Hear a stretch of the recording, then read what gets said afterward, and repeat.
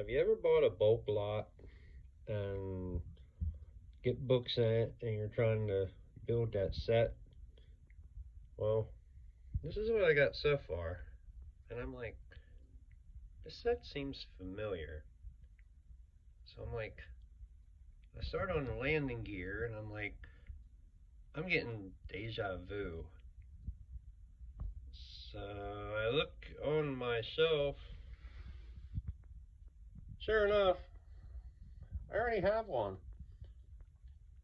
So, should I build the other one?